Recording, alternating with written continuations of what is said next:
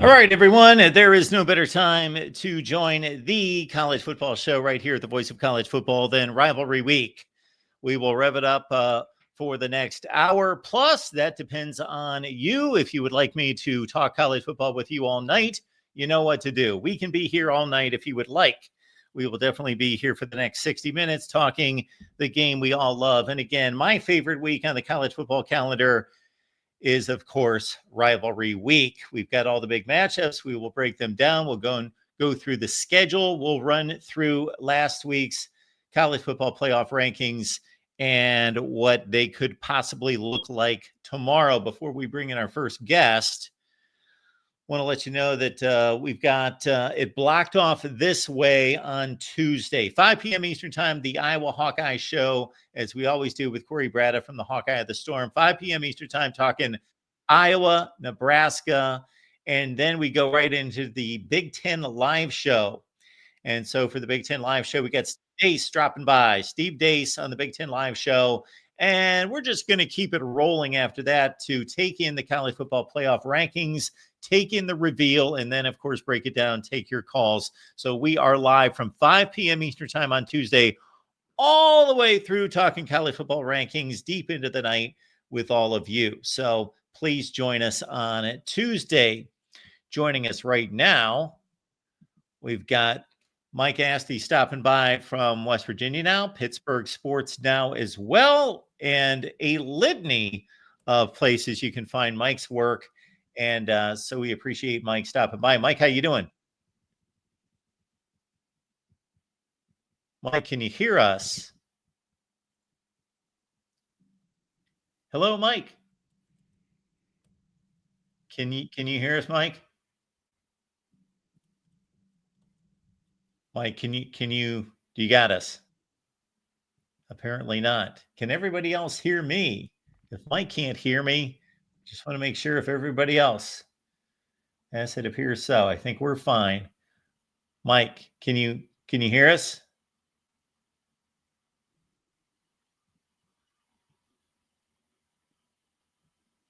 Hello, Mike. Okay, we're going to send Mike a message to let him know that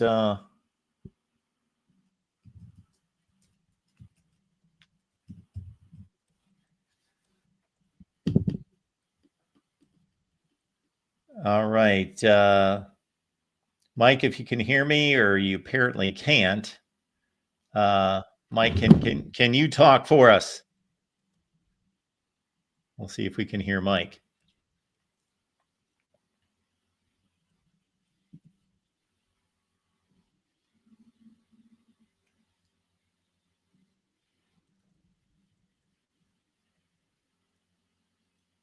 So I think we're all set on our end since everybody can hear me.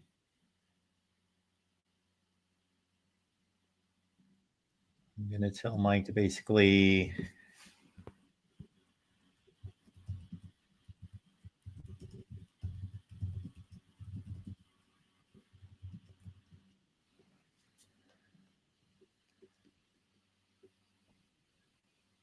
okay, we are going to. How you doing? There, we've got Mike. Mike, how you doing? Good, man. How you doing? I'm doing just fine. Again, Mike joins us from West Virginia Sports Now, Pittsburgh Sports Now, and a litany of other destinations that you will see on the banner as well.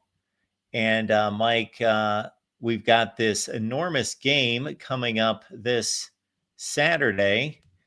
Pittsburgh's hosting Miami.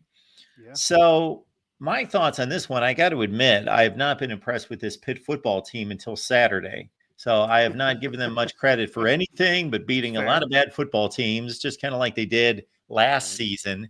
Was last season the year they started 7-1, lost the last 5 consecutive games? Yeah. So I thought that was a lot of smoke and mirrors, and that pretty much turned out to be the case. However, they show up in Atlanta on Saturday night and just lay waste to Georgia Tech. Certainly, Tech got back into the game, but there was no question who the better team was. And Pitt, to their credit, when things got a little shaky there, made the big plays and certainly made up for an interesting call by Pat Narduzzi in opting for an onside kick there. But so let's start with that. Your evaluation of Pitt's play just on Saturday night against Georgia Tech, because obviously, this is in a sense because Pitt won the ACC in 2021 and played a lot of meaningful games there. But there wasn't the playoff setup that there is now. Yeah. They weren't going to make a playoff. So you can make an argument that this was the most important game for Pitt football since like the Dan Marino era. 100%. I mean, unless you count the Fiesta Bowl against Utah in 2004 when Urban Meyer coached Utah, even though he already took the Florida job, if you remember that weird situation. Sure. Unless you count that, and the only reason I would throw that in there is because, as you kind of alluded to, despite some success, even under Narduzzi, Pitt has actually not won a major bowl game in decades. They lost the major bowl game. They lost the Peach Bowl in that 2021 year. Pitt fans will say Kenny Pickett didn't play, and that's true. And yeah, there wasn't the expanded playoffs, so they didn't have a chance at a national title. But they did lose that. They lost that Fiesta Bowl to Utah. It's been a while, and the Narduzzi era has kind of been that roller coaster ride because in the middle of what we're talking about, there was a 3-9 year where they brought in Phil Jurkovec, lost the backyard brawl, and then it just all went off the rails. So to Narduzzi's credit, though, he maybe doesn't get enough credit for this. His teams usually do rally at the end of the season. He usually does squeeze the most he can get out of the team. Yeah, they had that slide last year, but this year does feel like it is a quintessential Pat Narduzzi year where he is turning the corner. They are able to shake off the backyard brawl loss, which still appears to be a really, really bad loss. They also had a loss to Louisville. And yeah, they beat up on some rough teams, some bad teams that aren't really contenders, but he's getting the most out of his team. And that's kind of where I thought it would end, like you. But then they go to Atlanta and get the biggest win of the season, get the biggest win in a while, arguably get the biggest win for Narduzzi maybe in his tenure. I'm sure he would say the ACC title is his biggest win, but this is right up there. It's a ranked opponent on the road. No one can deny this being a quality victory. They weirdly are still ranked behind them in the AP poll, which I know is in the ire of Pitt fans. It's part of what I just said is why, though, their resume with the West Virginia loss and all of that is hard to get over, and that's why they're ranked behind them. But it only means so much because, yes, in 2021 they won the ACC, but they had a really bad Group of 5 loss earlier in that season. It wasn't even in the conversation that them being a playoff team, even when they won the title. And I'm not sure they would have necessarily got in even an expanded field because they had a really bad loss there. Who knows? It might have been a similar dynamic of this where the ACC was looked down upon. They're taking advantage kind of down years for the top dogs in the conference. It's kind of what Narduzzi's done. But if you beat Miami, which maybe can happen, you're at home. Miami's looked vulnerable this year. They've had hiccups against teams that you've had hiccups against if you're Pitt. But that's not necessarily enough because the Georgia Tech win isn't going to mean all that much to the history of the program if they still end up in the Sun Bowl. If they need help. They beat Miami, and then you need, which seems more unlikely. This is almost a conversation. Is it more likely that Pitt beats Miami, or is it more likely that SMU or Virginia would lose? They have easy games. They should walk through those games and get those wins. And if they both win, Pitt could win. To take a phrase from Narduzzi, Pitt could win by 100 and it won't matter. So that's kind of where the Pitt program is now. You have to give credit for turning the season around. Many Pitt fans wanted him fired, thought the season was going to be another 3-9 year after the brawl loss, and he turns it around. He beats the teams on his schedule. But in all reality, Yeah, this is the Georgia Tech win is literally not only the first quality win, it's the first win they had over a winning team. They were beating teams that didn't even have winning records. So I don't think Pitt deserves ranked any higher than they are. I don't think Pitt had any chance of not of a bid outside of winning a conference title, but they have a chance now in the final week, which is more than a lot of teams can say. So, Mike, obviously the season uh, is a success to date. And again, they've got this huge You have game to say coming that, up yeah. here. But looking back, whatever level of success it reaches, the turning point's going to go back to Mason Heinchel and what he provided when Eli Holstein got hurt, the former Bama transfer, and then Heinchel comes in. And so for you and other people that follow Pitt football, Yeah. was there an inkling that this guy was this good and had this much talent? I mean, there are some that liked some throws during fall camp and spring ball. There are some that now try to say that they saw more talent there, but in all reality, no. I don't think I can say that, or nor anybody can say that. And I'm not so sure Pat Narduzzi in his heart of hearts can say that. I wasn't down in Atlanta, even on the broadcast. They talked about how Cade Bell had to convince Narduzzi multiple times, if you watch the game, to even really care about this kid, because he was an 18-year-old who's an afterthought. Yeah, he got, being at Bama's cool, but Narduzzi wasn't fully sold. He mostly saw film of him just running and scrambling. That's kind of what Bama used him in practices. All the film was just him scrambling around, even from high school. And then Cade Bell was able to sprinkle in enough of him as a pocket passer to impress Narduzzi enough, because Narduzzi's offense is not Rich Rodriguez's offense. For another program I cover, you got to have to throw the football. It's not, he doesn't want just basically a runner who scrambles around and tries to do it with his legs. It's totally different. So he was able to show him enough. And again, to the credit of Narduzzi to take him on. And this is now the second year where a quarterback out of nowhere, who was an afterthought at a better program, comes in and leads Pitt to more success. Eli Holstein did it a year ago, but as you mentioned, that season then totally cratered out and they lost games. They got injured and they didn't even win their mediocre bowl game, as bad as that season ended. But Mason Heichel's look right now like the real deal. I mean, the question around Pittsburgh now, actually, and this is just how college football works these days, as you could imagine. The question right now around Pittsburgh is, how can they possibly keep him around? How is this actually even that great? Because they're almost having him be too good that there is no chance of him coming back. That is the conversation now, that Pitt financially is not rolling in cash. I mean, they literally fired an AD because of money in the midst of a season that actually they were winning at that point. That was when they were ranked. So I could go on for days on Victory Heights, which people can look up, and different things that are financial issues there. And basketball fans, I highly doubt Jeff Capel's fired, as insane as that may sound to outsiders. He's losing buy games, and they're probably stuck with him due to a buyout and the financial issues. Narduzzi's the best coach there. He's the coach they want to invest in there. They are bought into him, and certainly his job is fine after this year, despite a new AD. But they can't go financially against Ohio State or USC or Bama or Oklahoma or those programs and expect to just outbid for a quarterback with 3+ years of eligibility left, who people think is one of the top 10 in the country. And he's playing like it. He's hitting the spots. He has an arm. He's not making mistakes. He comes off like a leader. He's playing like a veteran, and that's why they're in this situation. He even kind of brushed his shoulders off and helped this team get over Georgia Tech almost coming back in the game. That was a picture-perfect film for other teams to say, nope, come here, because that looks like a quarterback that could lead a team through playoff success. Just getting there might be the issue. So he looks like the real deal. I did not see it coming. I don't think anyone really did. Eli Holstein was supposed to be this saving grace and do it this year. He was supposed to be better this year than last year. I covered the brawl. He was really bad in that game. It was kind of the beginning of the end. And him and Cade Bell, there were rumors that they kind of had it out a little bit in the locker room after the brawl.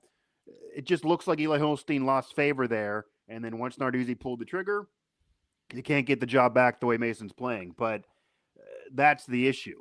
Is he going to be around? And he could light up Miami. They could crawl in somehow with one of those other teams losing. The ceiling appears to be this year unless they somehow can get lucky and keep him. That would almost be more important than somehow winning the ACC. If they somehow end up in the offseason where he announces he is coming back. I think that would be maybe the biggest win for Narduzzi, because I think they think that if that's the case and they have 3 more years of this and he plays like this and he keeps getting better, they should win another ACC title, especially with other programs who do have more money than them are kind of down and looking to rebuild and kind of in chaos right now. The Clemsons, the Florida States of the world, maybe even Miami, if they would blow it, then that would be another disappointing year despite money spent. But is that likely in this climate for him to come back? I don't know. I mean, he's not talking about it. No one wants to talk about it in his camp. If you're a Pitt fan, you're nervous that he's not going to come back. So, Mike, any college football program that plays in the shadow of an NFL team has an issue to deal with. USC, UCLA against Los Angeles, the University of Washington in Seattle, the University of Houston just making it back into power conference play. Cincinnati, even with how great this year Cincinnati, is, they're in a pro market. Georgia Tech's in Atlanta. However, there's a different. It almost seems like I can distinguish USC and UCLA from the LA sports scene, the football scene, and obviously the University of Washington's had great success, and they play in their own stadium, and that's what I'm getting to. It must be tied to playing in the same stadium that I always think of Pitt football as, when is anybody getting? And I am. This is a lot of hyperbole. I understand that there are thousands of people that care about Pitt football in the city of Pittsburgh and throughout Pennsylvania. But it just, and again, they're also in the shadow of not just an NFL team, but one of the stalwarts of the league over the past 50 plus years. Yeah, there's a lot of Steeler fans all over, for sure. So in a season like this, where there's some hope, but it might be a bit false hope. And of course, they had the huge game against Notre Dame and they got completely wiped out. Right. That's when they owned the city. They owned the city for that day and they didn't perform at all. And that was the conversation after, that they dropped the ball in a way. You've been covering this program for a long time. And again, you've seen glimpses of, for a couple weeks, they look like they might do something. Yeah. Does the city, do they get the backing?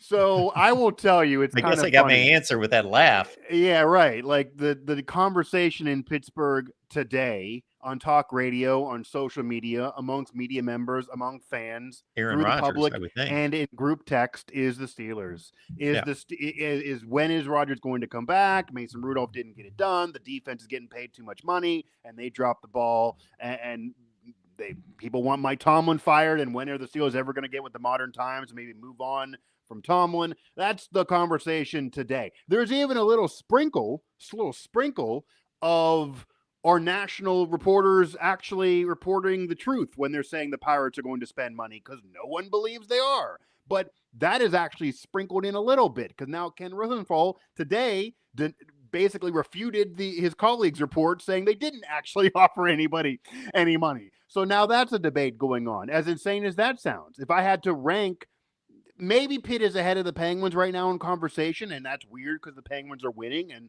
there are a lot of hockey fans in the city. I don't know how long that would go, but I would probably rank the conversation of the day as Pitt third behind those two things, and a distant third. The Steelers are way up there, little Pirates talk, and then Pitt. And on a regular basis, I would say the Steelers own the conversation year-round. Maybe the Penguins butt in there because you have Sidney Crosby, you have generational players, you've won Stanley Cups.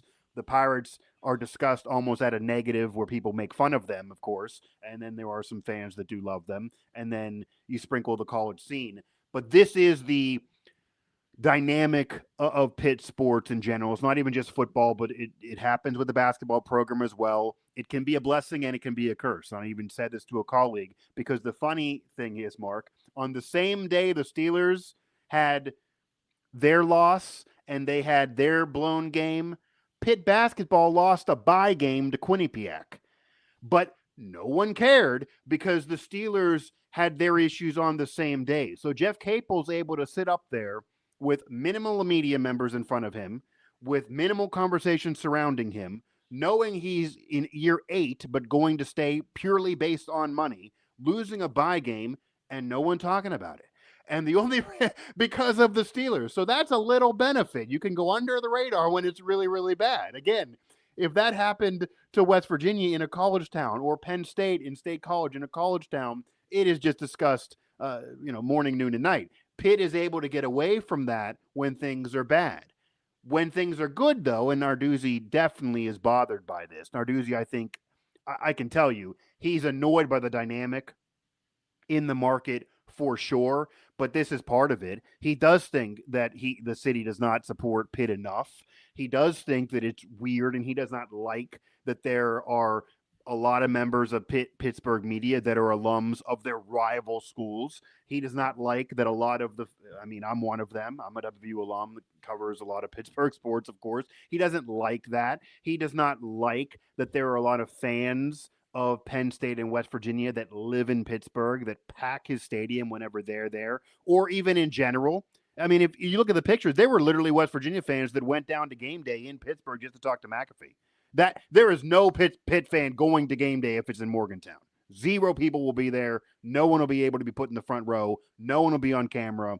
It's not happening. But it happened in Pittsburgh because it's a pro market. It's not a college market. That's the dynamic of that market that I don't think Narduzzi's ever fully understood. It definitely annoys him when he shares the facility with the Steelers and there are media members covering the Steelers who wear a WVU hat, for example. I know for sure he's tried to get people to remove them, and he's had to be told by the Steelers, we can't tell them to take a hat off while they're covering the Steelers. They're allowed to be an alum of the school they went to and wear a hat. What are you talking about? You don't own the Steelers. And then he just, rolls his eyes and moves on. But that would never happen in a college town.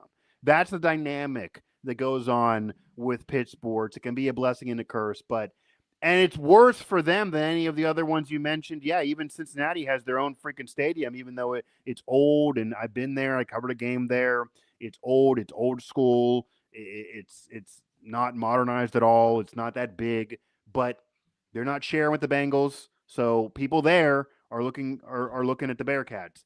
That's not even the case for Pitt. And I also don't think there's any signs of them getting their own stadium or moving out of there anytime soon. I mean, even their AD spoke about it and literally said there are no plans in place. Out of all the financial things they need to talk about and they need to worry about, a stadium is not going to be at the top of that list unless they somehow get,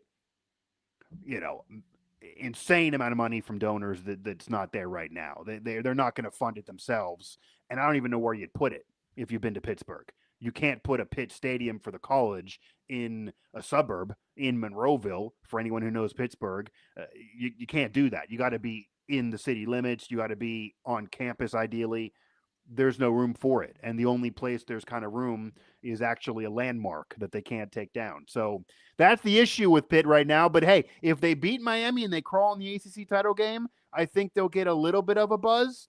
They did get a buzz in 2021 that's more than any other year. But if they win and then they don't get in the ACC title game, I think that'll fade out. If they lose, that'll fade out. That's just the case. It peaks and valleys with the interest for Pitt sports, good or bad, because you're in a pro market and the Steelers, they take the cake, and that's win or lose. So, Mike, this matchup on Saturday reminds me of 2017 when Miami rolled in at 10-0.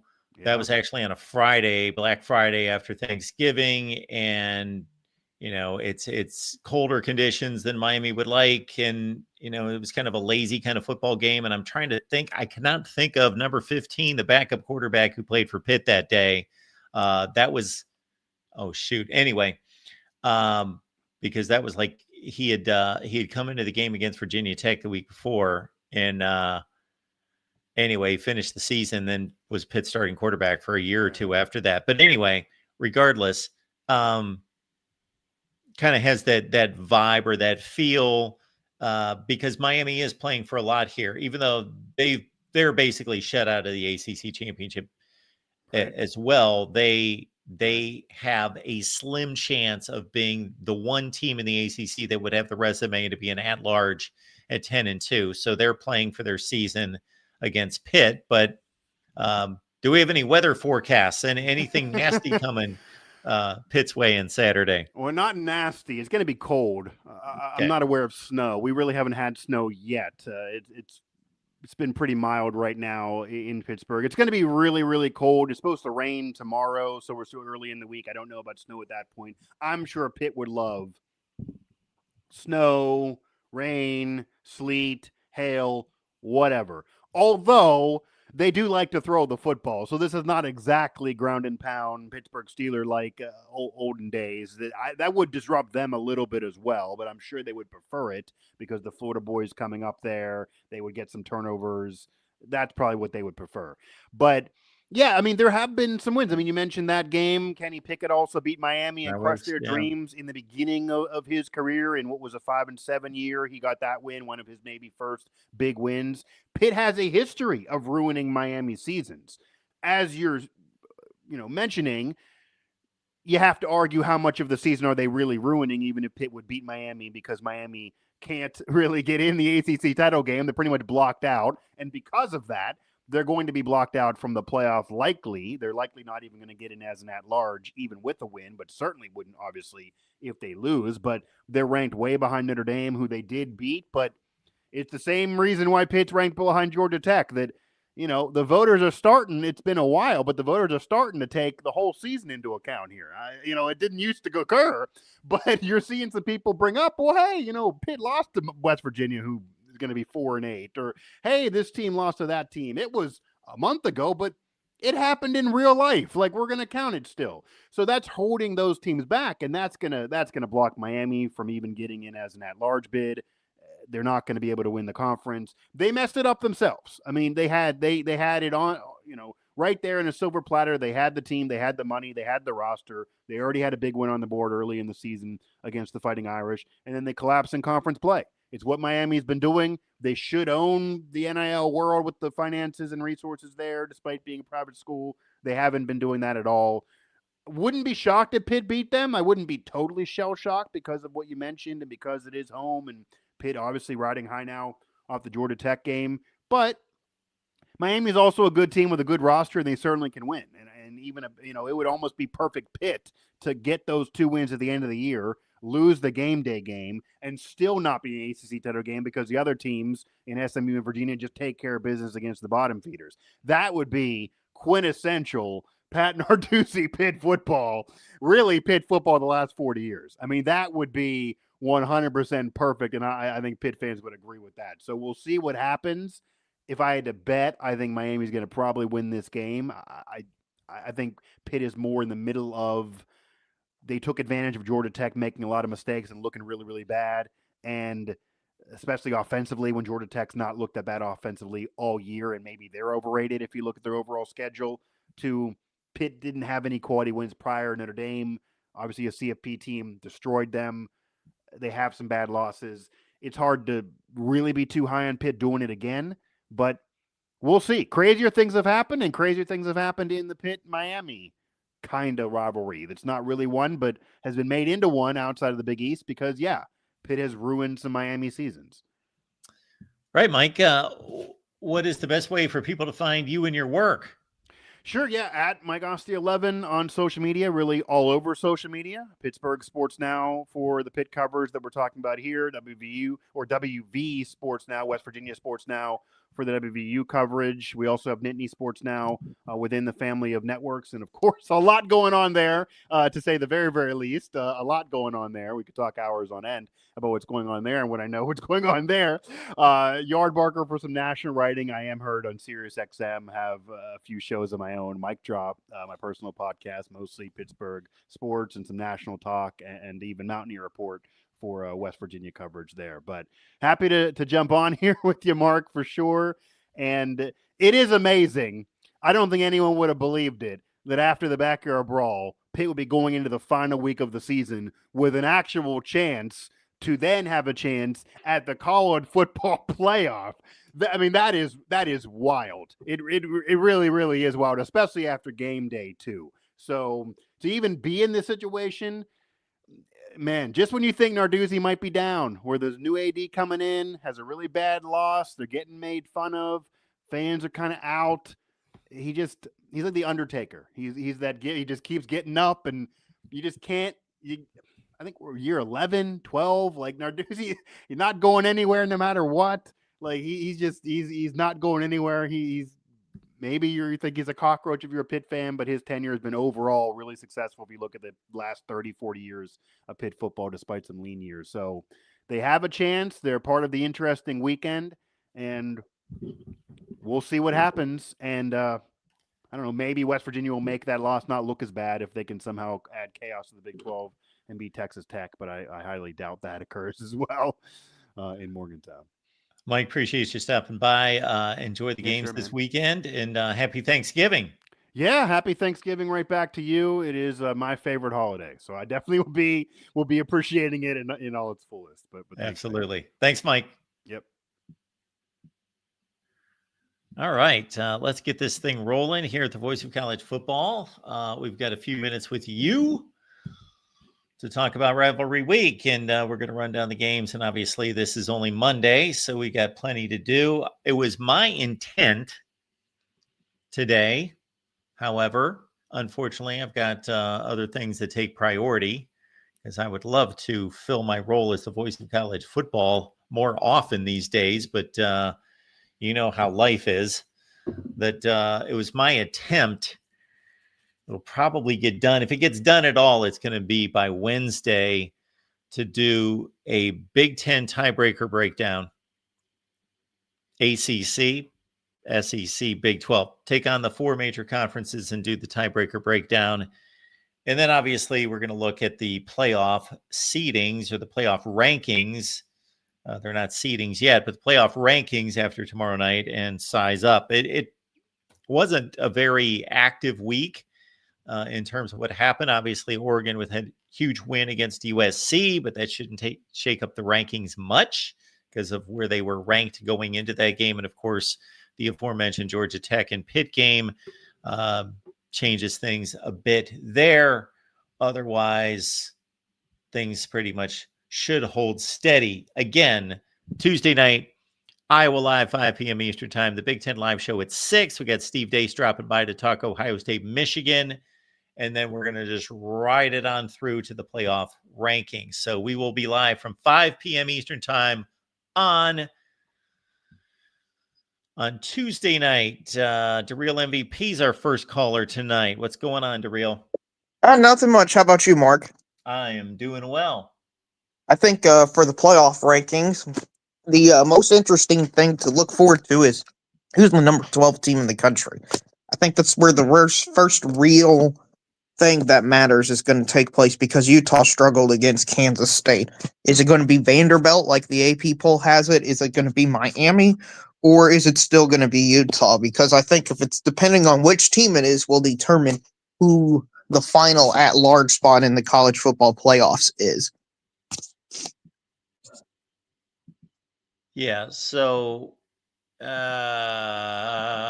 many buttons to push. If we go to the rankings coming into this week, shoot, I got the standings there.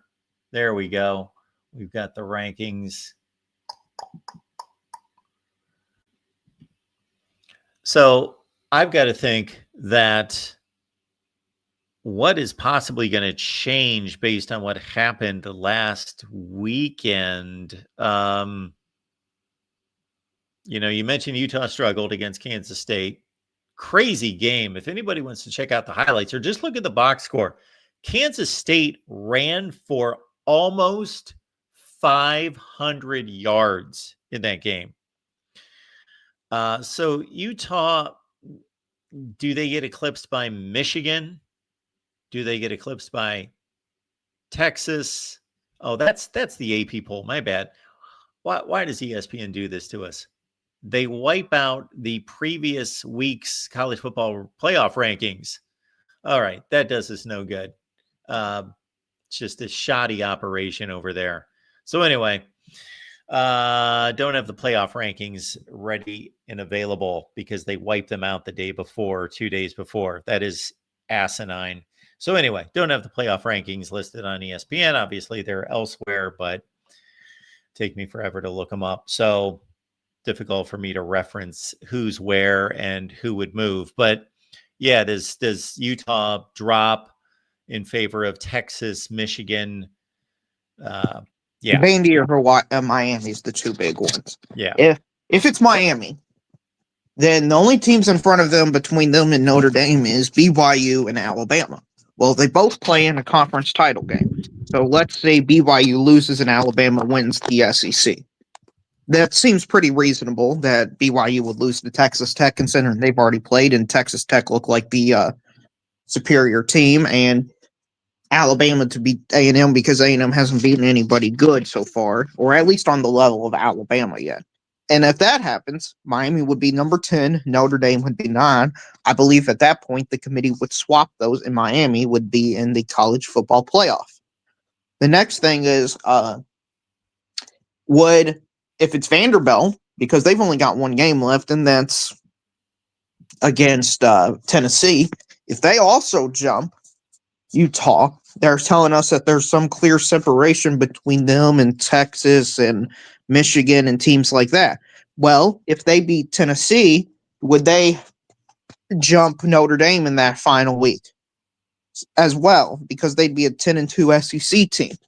So there's a lot of permutations that happen. I've plugged in some of the numbers. Like, to me, Michigan and Texas, they're at this point in the season, they're just clear outs. According to ESPN, even if Michigan beats Ohio State, they've only got a 33% chance to make the college football playoff, somewhere around a 30% chance. So they're done. Texas had like 17% chance, so they're done as well. So it's really down to like 14 onward at this point for who's going to be that final at-large team. Yeah, I don't think that any of the teams that we see on the screen really did anything to help or hurt themselves much in a significant way. Yes, Utah's win against a 5-6 Kansas State team is not impressive. Certainly, Vanderbilt completely annihilated Kentucky. If we really look at the way Kentucky's played against teams like Ole Miss and Texas and Auburn and some other teams, Florida, Vanderbilt should be given some serious credit for that game, winning by 4 touchdowns against a team that's been largely competitive against Vandy-like teams. Texas wins in a big way against Arkansas, pretty much controlled the second half, but don't know that that's going to help them.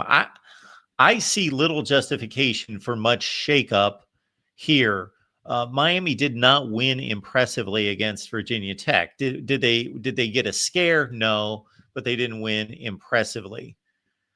So I don't anticipate much here. Where USC gets dropped for losing to Oregon by 2 scores on the road, I don't think that they should move, but they probably will. Texas and Michigan, at least, probably both of those teams will probably get a boost based on USC losing. Right. I think USC is probably going to fall to around the 20 range, something like that. Yeah, I did not move USC. I understand, and that does make some sense. I just think they didn't look as competitive in the football game as I was expecting them to be. Like, I thought Iowa looked more competitive against Oregon than USC did, for example. So I just have a really hard time keeping them at the same place because I know they beat Michigan and they dominated Michigan, but I just don't believe that USC is this great football team. No, I don't think they're a great football team. I've got them at 15 and Michigan at 16, and I just feel completely justified in keeping Michigan behind USC. Now, if Michigan beats Ohio State, that's different. But I think Michigan's or USC's win was dominant to the point that, for me, it makes up for lack for 8-3 versus 9-2 because Michigan has nothing else going for them. If Right. Michigan had quality wins at 9-2, absolutely, I would bypass the loss to USC and move them ahead. So ESPN says 33% for Michigan if they beat Ohio State. Right. If you even put it in, it won't even spin out a scenario which they make the college football playoff. It just says try again, basically. That's how unlikely they are to make the college football playoff. So they're drawing dead. And the reason they're drawing dead is because that Oklahoma game's going to come back to bite them. Their mediocre results against Northwestern, Purdue, Michigan State, on and on and on, isn't good. There's just too many teams for too few spots. Because yeah. Well, what is Michigan's chances according to ESPN in beating Ohio State? They're probably about 15. 20%, 15%. So basically a third of 15 they're probably giving them they have about a 5% chance of making the playoffs. Right. And the thing is, you look at it as well, like Miami's almost certain. Like, even though they are number 13 or 12 in the country, depending on where these new rankings in, they're almost certainly going to make the college football playoff if they beat who do they play this week? Pitt. Who do they play? Pitt. If they beat Pitt, I'm almost certainly going to make the college football playoff.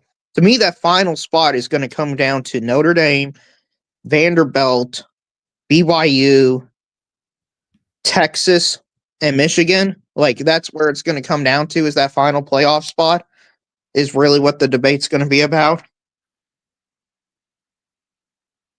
So I think Vanderbilt probably gets the nod over Notre Dame just because they're in a tougher conference. They've played better quality competition, and they would be 10-2, whereas Notre Dame's best win at that point in the season would be against an 8-4 Pitt team. So I think, honestly, where we thought a bunch of chaos and stuff was going to occur by record-wise it is, I think it's actually becoming pretty clear-cut and dry if the favorites went out. Notre Dame at 9, Vanderbilt at 14 on the strength of defeating Tennessee. You think that they will get the nod over Notre Dame? Well, it's not that. It's the teams in the middle of them are going to be playing conference championship week, and they're going to eliminate themselves. So I think Utah's going to move to 14 this week. So I'm already anticipating they're out of the equation for both Miami and Vanderbilt. Texas Tech beats BYU. They're going to fall. Alabama beats Texas A&M. Well, they're going to rise. So the only gap is now between Notre Dame, Miami, and Vanderbilt. And now you're comparing those teams directly. Whereas according to the playoff committee, they weren't comparing those teams before. So now if you compare those three teams, who has the worst resume of those three? I think it's Notre Dame.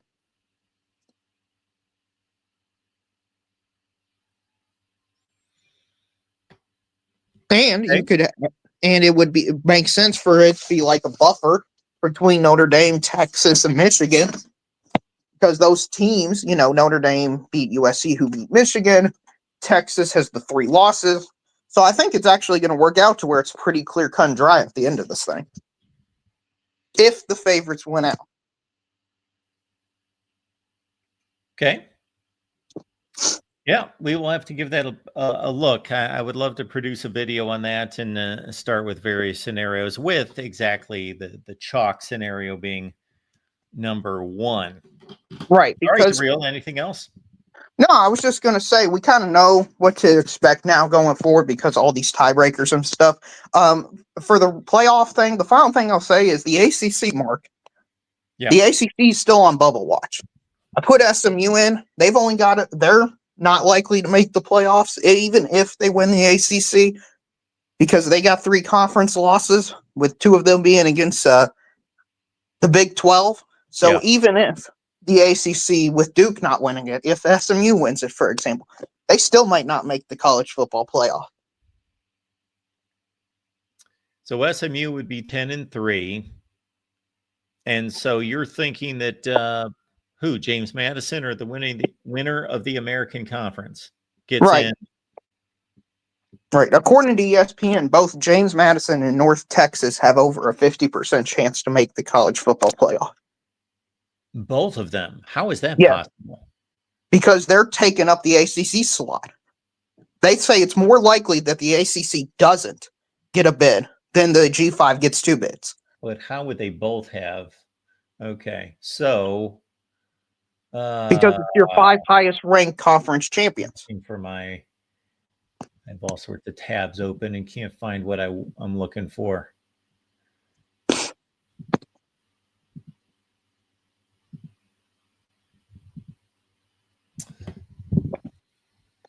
Yeah, with Tulane at 24.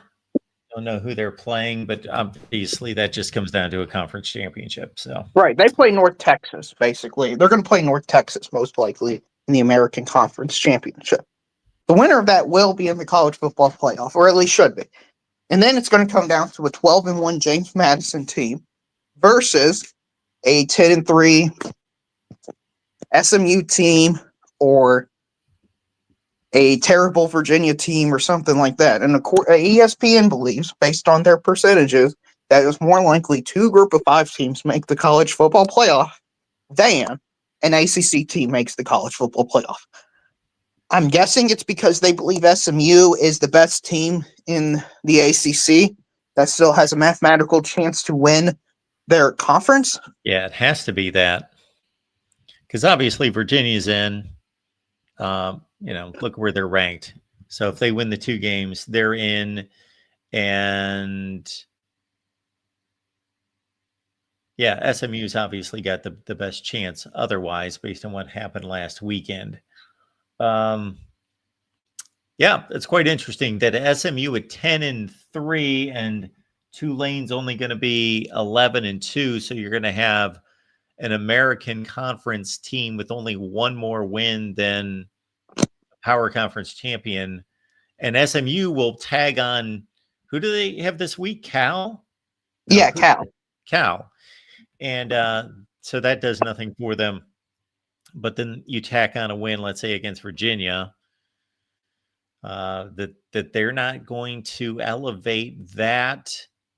If, let's say, Virginia wins this weekend, obviously, and gets into the ACC championship game, and SMU defeats the number 15 team in the country, that's not going to give them enough of a boost.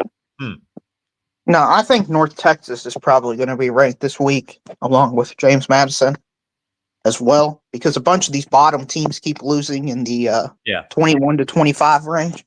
Yeah. So I think they all will be ranked. So it's going to be a ranked win on ranked win. And this goes back to what you did at week 4, I think it was, where the AC was just as good as the ACC in out of conference play. Yeah.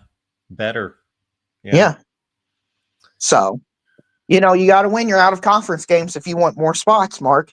That's why the SEC is probably going to have 6 teams in the college football playoff, which I'm sure everybody wanted.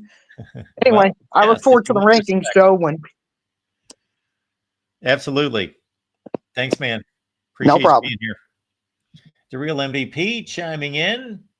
And again, I really wanted to dive into these tiebreakers, but did not get a chance to get to it today. But there are articles online that break it down pretty heavily. And one of the big factors, so obviously Ohio State and Indiana in the Big Ten control their own destiny. And if they win, they're meeting in the Big Ten championship game.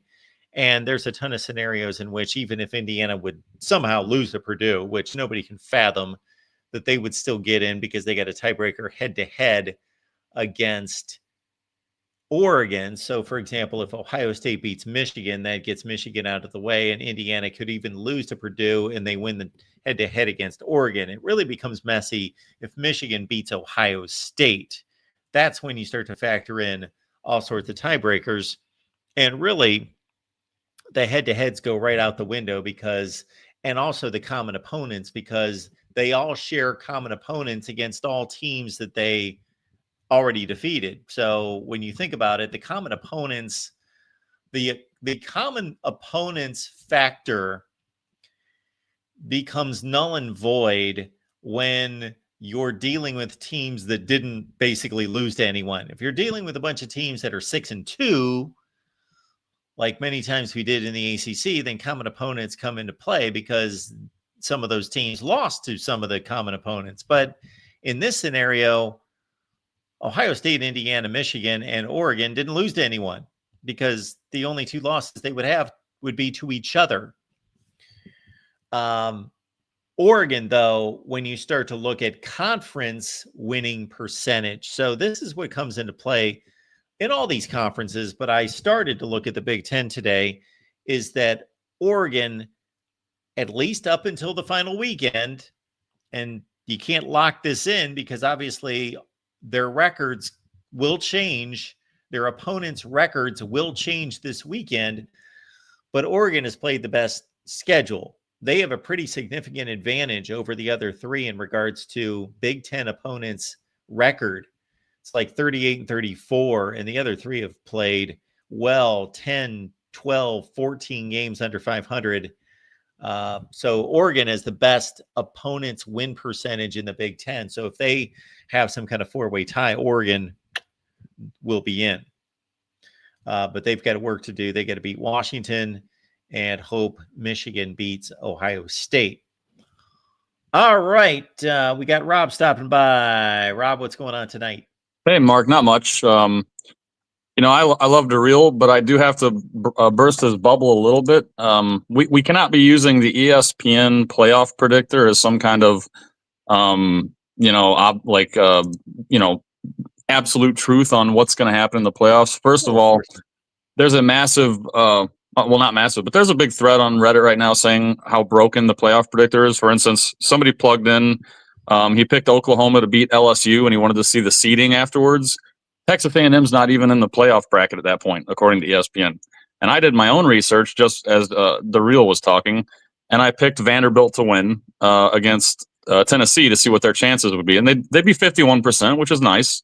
But then I picked Notre Dame, who by the way, Notre Dame was in the bracket after Vanderbilt wins anyways, according to ESPN. But then I was like, you know what, let's see what happens if I plug Notre Dame in to win against Stanford. Now, ESPN already has Notre Dame at a 73% chance to get into the playoffs. And with a win over Stanford, they have a 1% chance. So they actually lose 72% if they beat Stanford. So the idea that the ESPN playoff predictor is something we should be using to gauge a team's realistic approach to get into the playoffs is not maybe the best route. So I'll just leave it at that. But it is interesting. It's kind of fun to play with. I'm not going to lie, but it's obviously flawed, almost as bad as the committee is. So we'll see what happens. I don't see Notre Dame getting bumped at this point because now it could happen. It could happen for sure, but I don't see it happening just because they haven't moved Notre Dame either way the last several weeks when they definitely had a chance. In fact, I think them putting Notre Dame above Alabama, whether that's deserved or not, I'd argue it's probably not, but just the fact that they did that shows that they don't really want to move Notre Dame lower if they don't have to. And with the win, that they had last week, I just don't see them dropping Notre Dame. Now, obviously it could happen. And you know what? I got to say, I got to shout out my Miami fans out there because I feel, and I'm not a big Miami fan because they can be a little chirpy online, but I do feel for them because they're getting hosed by the committee.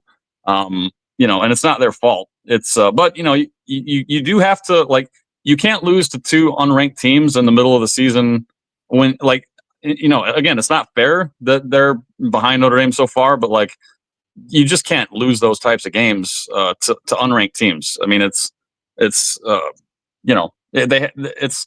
they fell on their face again when they had the season in their hand. And again, if they win out, and depending on how they play against Pitt, if they got in over Notre Dame, I wouldn't be mad because they won the head to head. But it is kind of funny to me. I will say this: it's funny how head to head is only ever an outrage situation when Notre Dame is the beneficiator.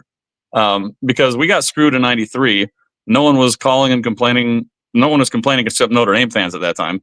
But you look at Miami being ranked ahead of Louisville, a team that beat them. Nobody was mad about that. You look at as the Pitt, Mike, talking about Pitt the other, just a little bit ago. They're ranked behind Georgia Tech, and they were clearly the better team in that game. No one's outraged. Record though. That's true. That's true. But I'm just saying, like at the time, even Louisville and Miami, Yes. it's only ever a problem if Notre Dame's the beneficiary. So I just find that a little bit funny, and I get it. But I'm also not saying that I don't agree with the outrage, to some extent, because Miami is getting hosed for sure, and I do feel a little bit bad for that fan base. Not too bad, but a little bit. Yeah. So you have to look at the teams obviously below Notre Dame and see how much they can possibly help themselves. And it's, there's Notre Dame's going to win a game that they're going to get no credit for because Stanford's 3-8 or whatever they are. Alabama's going to win the Iron Bowl. They're going to go to the SEC championship game. So they're going to play themselves in or out, regardless of Notre Dame. Now, BYU's almost in the same situation where they're going to have to win a conference championship to get in, because I just see no way in which BYU wins this week against a bad team, whoever they're playing. I think UCF, and then loses the Big 12 championship, regardless of how impressively they lose, and that they're given a lot of credit for losing a game. So I think the key to Notre Dame hanging on to what is basically one spot away or two spots away from elimination is that the teams directly behind them can't do much unless they just go ahead and win conference championships, which that's a completely different count. And then Notre Dame's being compared against other teams. Right. Well, most of the teams that are going to be playing for the championships in their conferences, they're already ahead of Notre Dame anyway. And I think if Alabama, obviously, if they were to beat Auburn and then win the SEC championship, they would obviously jump over Notre Dame again, deservedly so. Yeah. But I mean, I think the nightmare scenario for Notre Dame is if BYU beats Texas Tech in the Big 12, like that's something Notre Dame does not want to see happen. Yes. Or if the committee decides to suddenly, for some reason out of nowhere, finally decide to start comparing Notre Dame and Miami a little closer, like that could be a problem. But I honestly, like I said, with the way that the committee's been acting, I don't see it happening personally. But like I said, if Notre Dame gets slided out of the playoffs this year, I can't cry, because they lost those two games to start the year, and you can't do that if you don't play in conference championship.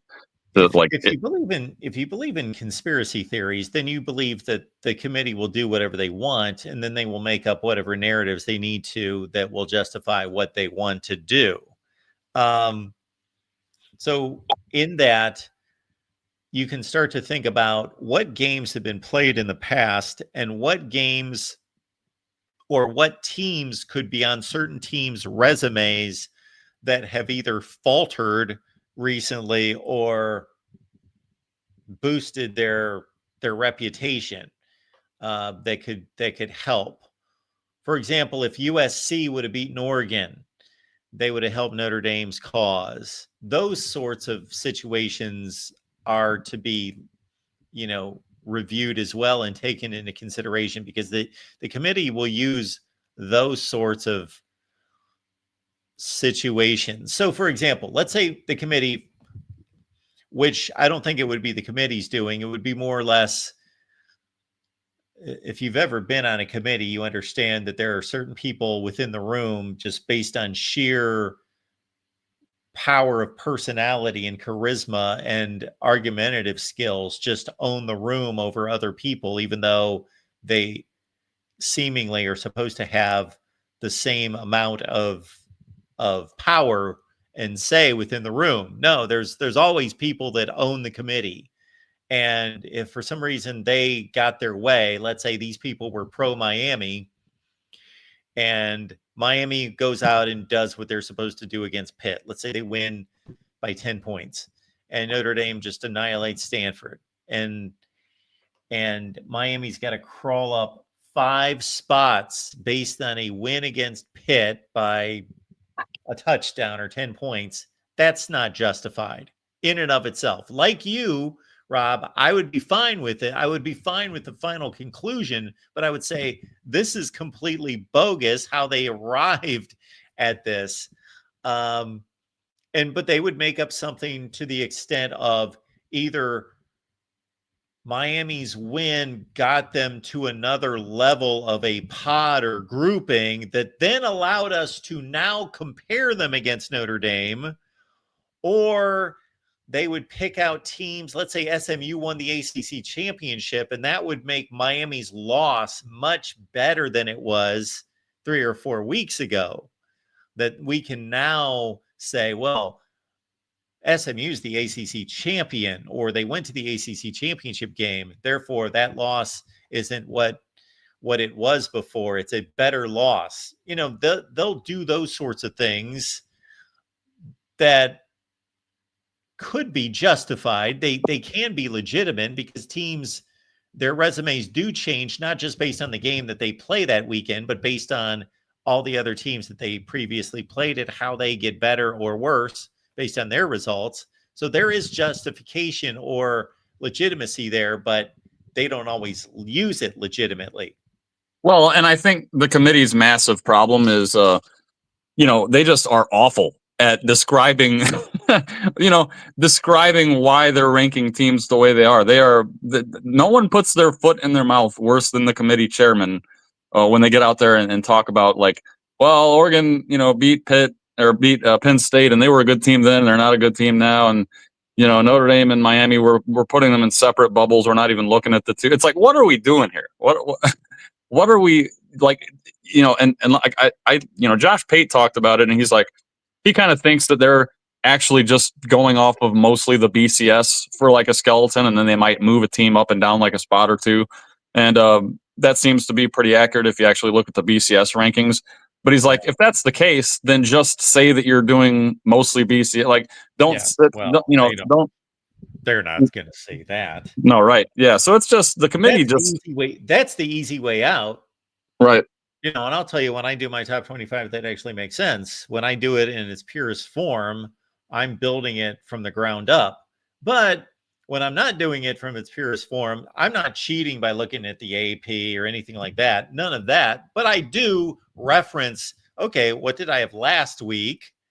And what makes sense in moving these teams around? Because I don't have the time nor the patience to deconstruct the entire season and reconstruct it. So what makes sense in regards to what happened this week? Where should these teams move based on last week's results? If I had this top 25 last week, how should it change?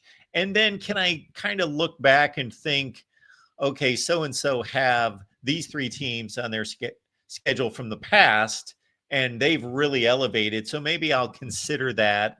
But to try to reconstruct all of that like they claim that they do, I would be with Josh Pate in conjecturing that they don't do that. Yeah, I mean it's just funny. I just can't stand when they talk about why they're ranking teams, because it's so bad it's actually funny. Like some of the things they say, it's just like, what are we doing here? But I like Jim 3422 in the chat talking about 12 spots not being enough. Now he's absolutely right. He's not advocating for more spots. He's saying teams are complaining about 12 not being enough. It's like, look, if you're not in the top 12 to begin with, then that's on you. The playoffs. Exactly. Yeah, the playoffs need to be something that's like a reward for having a good season. And if 10-2, there's a lot of 10-2 teams. Somebody's going to get bumped. I mean, it's unfortunate. Like Vanderbilt might miss it, Notre Dame might miss it. One of these Miami. I mean, there's going to be somebody that's a good 10-2 team that's likely not going to make the playoffs this year. But hey, you lost the game you shouldn't. Miami shouldn't have lost to SMU. Notre Dame shouldn't have given the game to A&M, et cetera, et cetera. If Alabama could have ran the ball and avoided turnovers, they wouldn't have lost to Oklahoma. Sure. So it's just one of those things where, look, the entire season needs to come into play. You get rewarded. 12 teams is perfect, in my opinion. And I don't love the way that we do it with an automatic G5 representation. I got nothing against G5, but I mean, they are definitely mucking this up, especially this year, because there just isn't a good G5 team really at all. But look, I'm not going to sit here and rip on the G5 all night, but I'll just say, 12 teams is more than enough for me. I don't really want to see it expand to 16, although I think 14 or 16 would be the absolute limit. If they start expanding past that, it's just going to be ridiculous. But anyway, Mark, always awesome talking to you. I think this week is going to be excellent. I think there's a lot of upset opportunities in a lot of these big games, rivalry games. It's going to be interesting to see, and I think we're all rooting for a little bit of chaos this week. Yeah, let's have some chaos. Thanks, Rob. Yep, no problem. Yeah, so two things can be true at the same time, meaning, and I will play this. I will play this out almost certainly, depending on, it doesn't even really depend on who makes the playoffs, because there will be teams outside of the 12 that have, whether it's 1 or 2 or 3 teams or 5 teams, but there will be at least 1, probably 2, 3, or 4 teams outside of the playoff that I will be able to sit here and give an argument as to why they got screwed. Okay? That's every year. I could do it last year. I could go through the teams that didn't make it, whether that's Alabama, South Carolina, Ole Miss come to mind, BYU, and argue that they were better than some of the teams selected. Okay? I'd be able to do that every year. Okay. So that can be true, but it can also be true that, you know what? Shut your mouth. You had an opportunity. You had more of an opportunity than at any time in the history of college football until last year. So you are living and playing in a time in which you've got the most opportunity of anybody ever, and you didn't make it. Either go undefeated or only lose 1 game or win your conference championship. You've got a number of ways that did not exist during the 4-team college football playoff era. Answer this question. What could a team have done during the 4-team college football playoff era to guarantee that they would receive a spot? Maybe I'll ask Trey this question, because we're only going to give Trey like 30 seconds because we're way over time. Trey, did you hear my question? Yeah, I'd like the question. Just like the 4-team playoff, I think involves a lot of things. How well you play, and I'm not just talking about how you beat them or how much you lose to them either. I'm talking about team function and also the strength. A lot of it goes together: strength of schedule, the eyeball test. How well is your team working together to get the job done? That's why everybody's not thinking about, like Oklahoma. They do not have a run game. I mean, they will get plastered. Even though you have a good defense, your offense can be good as your defense. And that was numerous of times in the 4-team playoff that happened. They put the wrong team in thinking schedule matters and their record matters, and it does matter. But you can put the wrong team with 3 teams, for example. You can have 3 teams with the same record, and you pick the wrong one, and they get splattered over the dang playoffs, like Notre Dame and Oklahoma did. When was the wrong team selected for the college football playoff? 4-team playoff. Well, Notre Dame and Oklahoma should have been banned for those years of the 4-team playoff because they kept losing in the first round and not impressive at all. It was always the same team, Alabama and Clemson, as they should, because they were the best at that time. So, okay, we're not going to go down that path because, yeah, you're speaking after the fact. But anyway, you got 30 seconds. Give me your best 30 seconds. I want to know why is everybody? It seems like only the Reals are obsessed with damn 6 SEC teams. That is ridiculous. Now it's getting ridiculous now, and why everybody? Well, some people think that Notre Dame is just going to get jumped. Notre Dame is playing the best football right now. How are you going to leave them out? They are surely 5 times better than Miami is right now. And Notre Dame lost to 2 great teams, while Miami, you look who they lost to, SMU and Louisville. Well, wait a minute. Whoa. You are arguing for Notre Dame, and your argument point was that they lost to a great team, and now you're dissing Miami. You just called Miami a great football team. Well, earlier in the You're year, yeah. contradicting yourself. Well, one team, Texas A&M. But Okay. who did Miami beat? They haven't beat really Notre nobody. Dame. That was early in the year. How you going to count that either? Oh, it doesn't count. They are completely two separate teams from the beginning and to the end. Oh, we're It not matters counting how games. it ends. Trey, Huh? I have had you on here and have asked you, should all the games count the same? And you've told me yes. Now you're saying no. It was At like the other times- night when you were telling me 1 second that Pitt was great, and then the next minute that they sucked. Like you were all Well, over the map. Well, You it's very can't not complicated. count games. I think it all does matter, but it could be a hot team right now, and Notre Dame is a hot team. They are deserving to get in the playoffs. Miami is not a hot team. They have not been playing the way they should play early in the year. I think the comers and goers. I think you're seeing more comers. You know than who's the hot? goers. Who? Wisconsin. They've beaten No, I'm Washington talking about and not talking about Illinois. 36 teams. No, who cares? It doesn't matter what happened early in the season. That was a long time ago. Now 3 and Wisconsin's 6. beaten Now two ranked teams in the last Hold on 3 here. weeks. Put 3 them and in the 8. playoff. No, I'm talking using about your playoff logic. pushes. I am I'm talking using about your playoff logic, pushes. Trey. Wisconsin is hot. They should go in the playoff. Who cares? They're Put them 3 in and the 8. playoff. I'm talking about playoff pushes. BYU is getting hot again. Notre Dame is hot. Miami is not hot. They have not done very well at the later part of the year. This middle to the late part of the year, they lost to 2 bad teams. Louisville is not a good team. Oh, Even that was a Pitt- long time ago. That was a long time ago. That was like a month I don't think we ago. should count that. I think we No, should. that's been like 4 or 5 weeks ago now. I'll That tell you shouldn't what. count. No, No, we can't count that.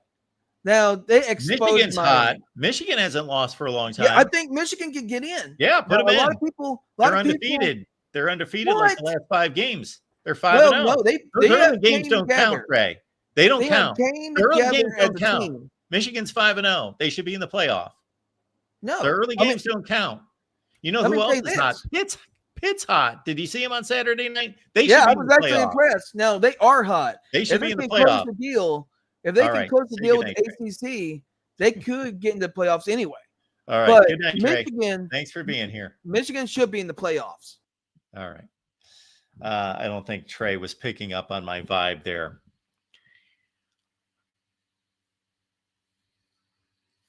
My sarcasm is typically very understated, and just a few people get it. But man, I try to be as blatant as possible there. Notre Dame should be in the playoff because they lost to 2 great football teams. And one of those great football teams is obviously Miami. And then you flipped it to Miami shouldn't be in the playoff because they lost to 2 mediocre football teams. Okay. Well, we will get our new playoff rankings. And my best guess for this, which the last time I did this, I don't think I did it last week. I did it the week before where I made my predictions. And I hit all 12. I hit like the first 15 perfectly. So I got to think this week, Ohio State's 1, Indiana's 2, Texas A&M's 3, Georgia's 4, Texas Tech is 5, Ole Miss is 6. Oregon's the first team that did anything last week of note. Now, is that good enough to surpass Ole Miss? I don't think so. So I think we're going to stay with those 7. Oklahoma beat Missouri. Obviously, with Oregon beating USC, Oklahoma's not going to elevate. Ole Miss beat Oklahoma, so that's going to stay the same. Notre Dame plastered somebody. Who did they play? They played. I'm blanking. They played Pitt 2 weeks ago. Notre Dame beat somebody of Syracuse. Bama. No one of consequence. BYU, really no one of consequence. Cincinnati by, 2 scores. Utah did not look impressive. So the committee can, if they want, say, you know what? Utah really struggled. Miami plastered Virginia Tech, even though they really didn't. They were up 10 late in the 4th quarter. And they could elevate Miami to Utah. They can play with, if they want to, And if they want to talk out of both sides of their mouth, they could possibly justify moving Oregon past Ole Miss if they want. They could possibly justify Miami passing Utah, but not BYU, because BYU beat a better team than Miami did. They could possibly justify. Yeah, they really can't do anything with Vandy. There's no way they can leap Vandy up past Utah based on beating Kentucky. So there have to be minimal moves here. Now, USC, now we're getting to a place where it really doesn't matter. But they could do anything with USC. They could keep USC, and justifiably so, right where they are. I've got USC at 15. They lost to Oregon by 2 scores on the road. Was it a game? Yeah. Was it a close game? No. Was it a competitive game? Yes. It was 28-21. It was 35-28. It was a 1-score game most of the game. So I think that they should keep USC. Now, this is where it's going to change. Obviously, Pitt's going to elevate based on beating Georgia Tech. Now, whether they keep Georgia Tech in front of Pitt or vice versa, I've got Pitt ahead of Georgia Tech. I thought that they were clearly the better team, and Georgia Tech's resume is not strong. Texas obviously is going to get a bit of a bump after they won, and Michigan as well. So again, we've got non-convincing, like fairly impressive wins against bad teams by Texas, Michigan. So this is all going to look very similar. Maybe they consider that Tennessee blasted Florida. Maybe they give Tennessee a boost past Virginia, who did not play. That's a possibility. Illinois is gone. Missouri's you can do anything with Missouri at 22. They lost to the number 8 team in the country on the road in a pretty competitive game. So if they want to bump Missouri, they can, but they could keep them there, justifiably so. I've got Mizzou at like 23 in the country. Houston lost. They're done. They're out. Tulane, don't remember their score from last week, and they beat somebody by about 15 points, something in that range. They won a fairly comfortable game, but not a blowout. Arizona State, I don't think played. They're still 8. No, they did play. They beat somebody. They're 8-3. Arizona State, I believe, beat somebody of no consequence in the Big 12. Baylor. Was it Baylor? So, yeah. These rankings are barely going to move. Barely going to move. Again, they can kick out Houston and Illinois, maybe Missouri, but Illinois and Houston should get the boot. And then they bring in, like we had talked about earlier with DeReal, North Texas, and whomever else, Memphis. Maybe SMU gets a bump in there. They're 8-3 now. All right, folks. Appreciate you being here. The Voice of College Football. Big Tuesday at the Voice of College Football. Iowa Live at 5. The Big Ten Live Show at 6 with Steve Dace dropping by. And then we're going to carry that all the way through the playoff rankings reveal. We will see you on Tuesday.